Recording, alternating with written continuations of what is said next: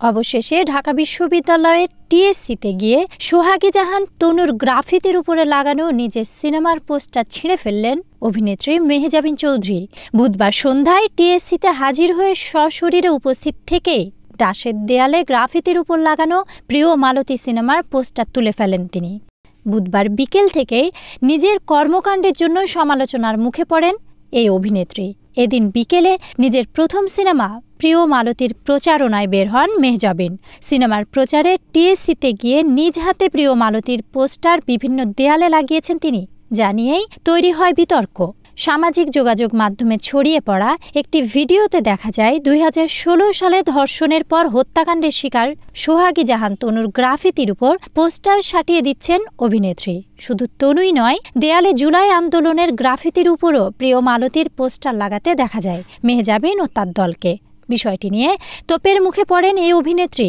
তার মতো একজন তারকা কিভাবে তনু কিংবা জুলাই আন্দোলনের গ্রাফিতির উপর নিজের পোস্টার লাগিয়ে সিনেমার প্রচারণা করেন, সেই প্রশ্ন তুলেন অনেকে।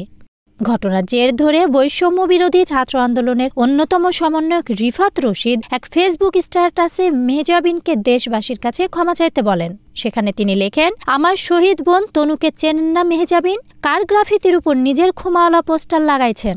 চিনবেন কেমনে? আপনাকে সোকল কালচারাল পাড়ায় আমার বোনের নিয়ে কথা হয় কি? এরপরে এই সমন্বয় ঘোষণা দেন, টিএসসিতে আমরা এই পোস্টার ছিঁড়ব না মেহজাবিন চৌধুরী, আপনি নিজে এসে এই পোস্টার ছিঁড়বেন।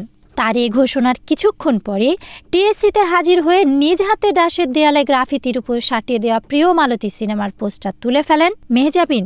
এ বিষয়ে মেহজাবিন বলেন, ভুলবশত ও অনাকাঙ্ক্ষিত অব্যবস্থাপনায় একটি পোস্টার মরহুমা সোহাগী জাহান তনুর গ্রাফিতির উপরে লাগানো হয়ে যায়। আমরা সবাই জানি তনুর মর্মান্তিক ঘটনা এবং তার হত্যার ন্যায় বিচারের জন্য লড়াই এখনো চলমান। পোস্টারিং সংক্রান্ত যা হয়েছে সেটা সম্পূর্ণ অনিচ্ছাকৃত ভুল ছিল।